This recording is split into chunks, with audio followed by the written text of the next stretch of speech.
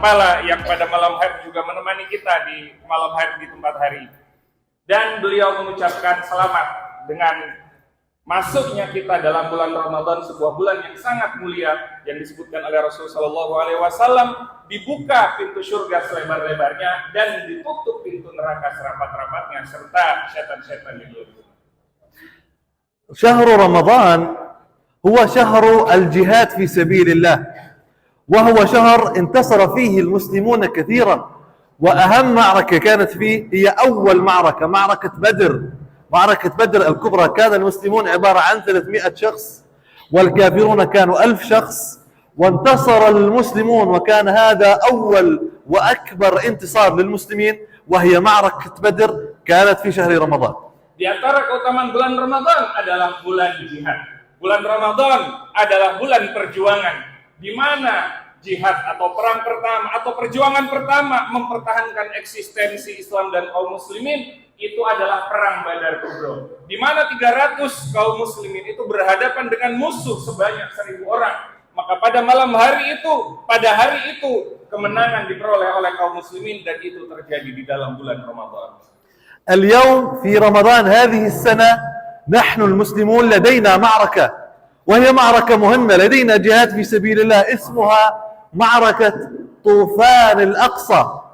هذا في الأقصى، في إخواننا في فلسطين اليوم لديهم معركة ويدافعون عن المسجد الأقصى بشراسة، لكن للأسف الكيان الصهيوني اليوم يحاول أن يدمر الأقصى ويريد أن يهدمه. Dan juga kita mungkin jangan sampai kita berpikir bahwa di zaman kita tidak ada lagi jihad-jihad seperti yang terjadi di zaman-zaman Rasulullah SAW.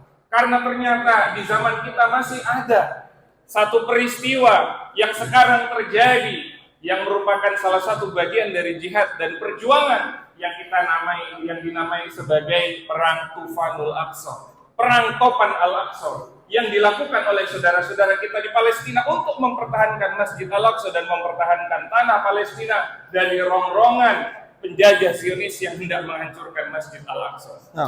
المسجد الأقصى هو ليس لفلسطينيين فقط، بل هو لإندونيسيين أيضا، وهو لكل المسلمين حول العالم، ليس فقط للفلسطينيين.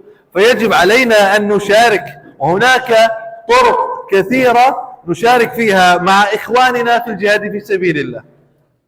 Bahwa Masjid Al-Aqsa itu bukanlah milik orang-orang Palestina saja, tapi Masjid Al-Aqsa itu adalah milik seluruh kaum muslimin, termasuk umat Islam yang ada di Indonesia.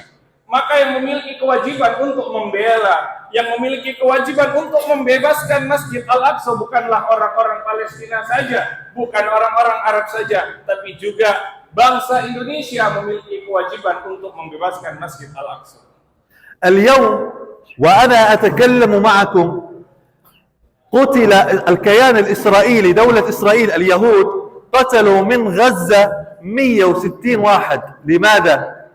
كانوا يريدون أن ينتظرون المساعدات، وقفوا عند المساعدات وجاء الطيران وقصف وقتل أكثر من 160 واحد هذا اليوم فقط. Hari ini di mana saya berbicara, kata beliau, kita sedang berkumpul di masjid ini dengan rasa aman yang luar biasa. Sedangkan saudara-saudara kita di hari yang sama dengan hari di mana kita berkumpul ini, ketika mereka hendak untuk mengambil bantuan-bantuan kemanusiaan, ketika mereka berkumpul untuk mengambil bantuan itu, apa yang terjadi? Serangan udara dilakukan oleh penjajah Zionis di hari ini, sehingga membunuh, mensyahidkan 161 saudara-saudara kita Palestina kurang lebih.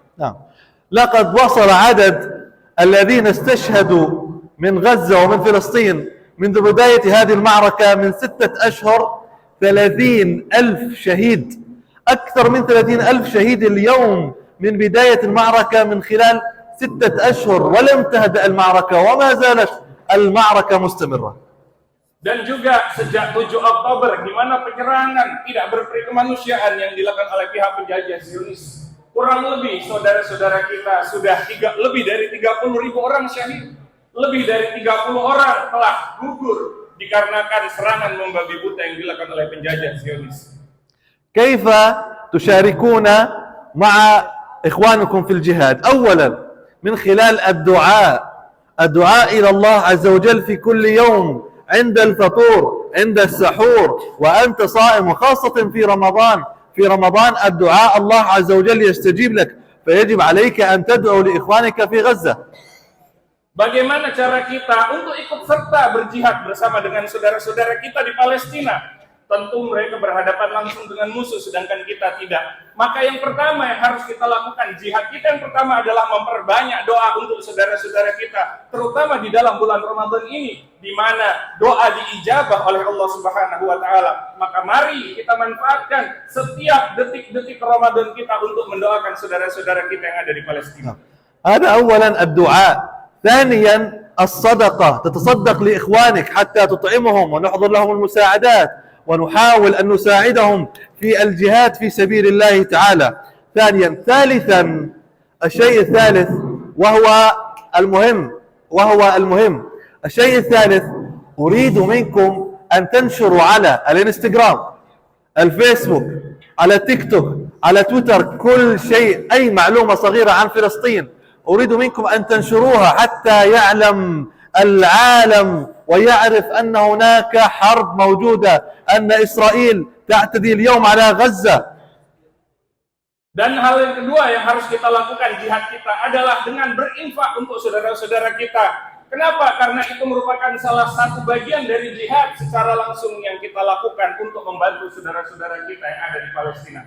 Dan yang ketiga yang beliau harapkan dari kita semua adalah kita masing-masing yang memiliki media-media sosial, Facebook, TikTok, Instagram, dan lain sebagainya, maka kita sebarkan informasi-informasi mengenai Palestina, dan jangan sampai isu Palestina berhenti di kita, jangan sampai isu Palestina semakin lama semakin memadam. Maka tugas kita adalah untuk menginformasikan ulang dan menyegarkan ingatan masyarakat bahwa sampai detik ini saudara-saudara kita masih mengalami pembantaian dan genosid.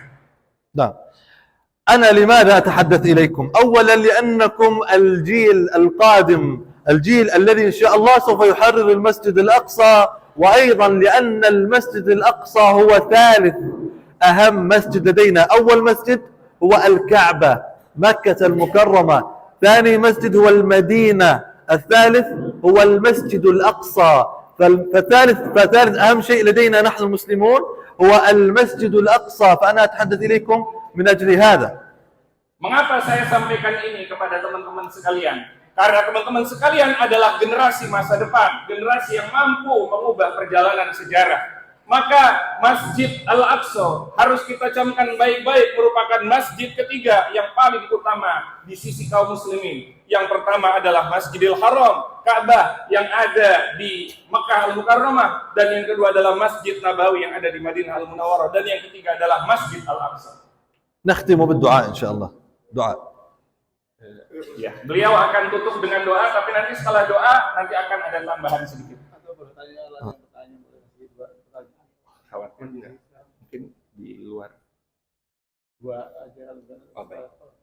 Pertanyaan dulu atau doa? Pertanyaan dulu. Gunakan skill mungkin. أسئلة. Naftah. يلا أسئلة. Ada yang mau bertanya, mungkin 2 pertanyaan maksimal karena waktu kita yang terbatas. Ada? Ya.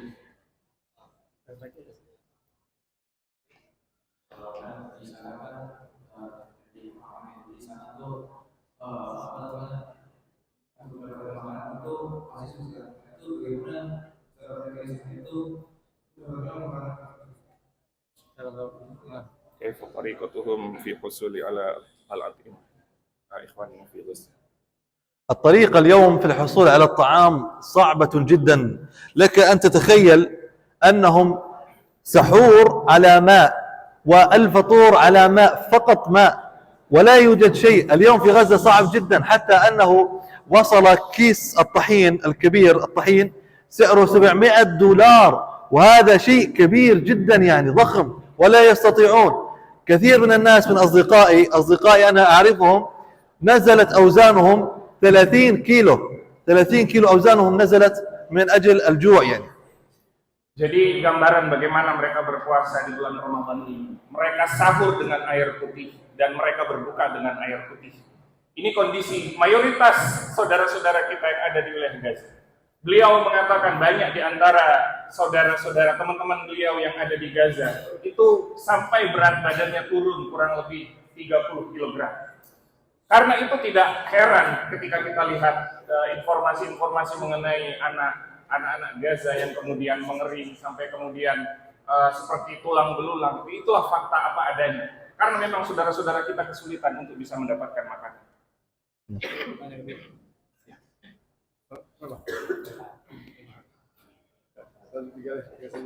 Saya Muhammad Syarif mau menanyakan alasan Israel menguasai Palestina apa? Ma huwa sabab hujum Israel ila ikhwanina fi Filistin? هذه قضية قديمة جدا.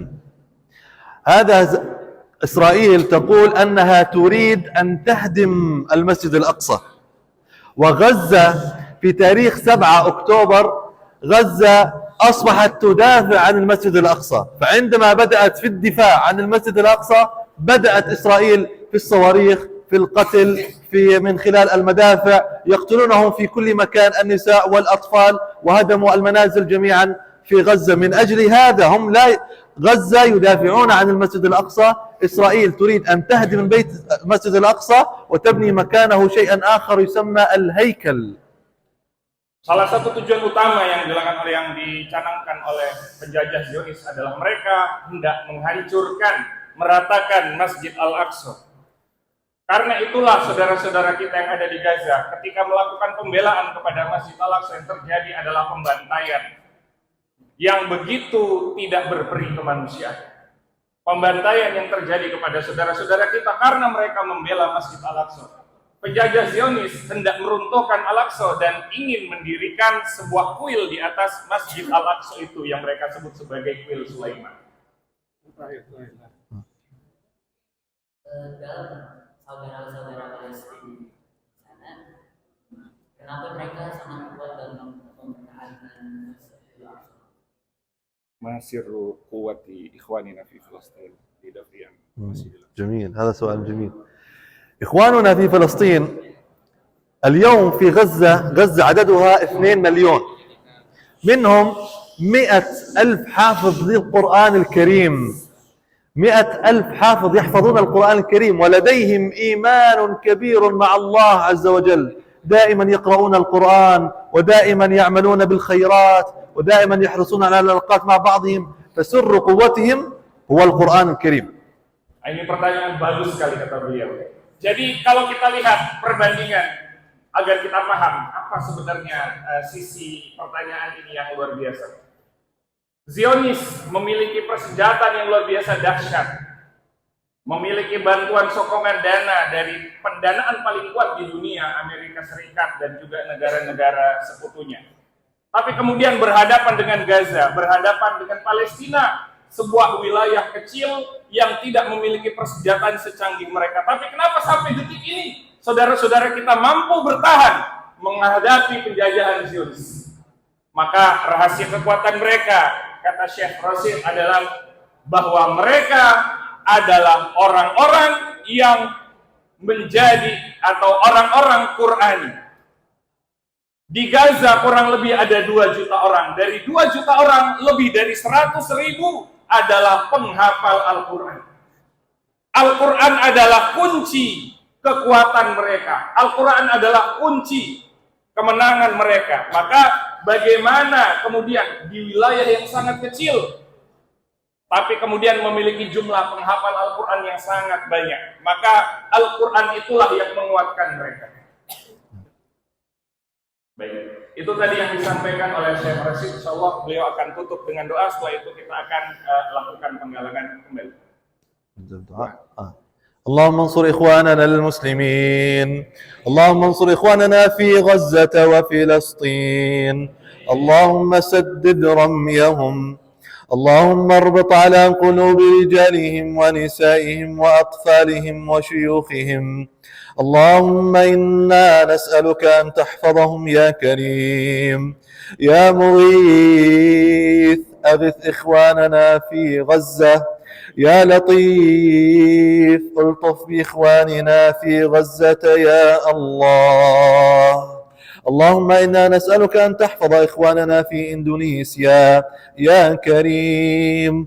ربنا آتنا في الدنيا حسنة وفي الآخرة حسنة وقنا عذاب النار. وصل اللهم وسلم وبارك على سيدنا محمد وعلى آله وصحبه أجمعين.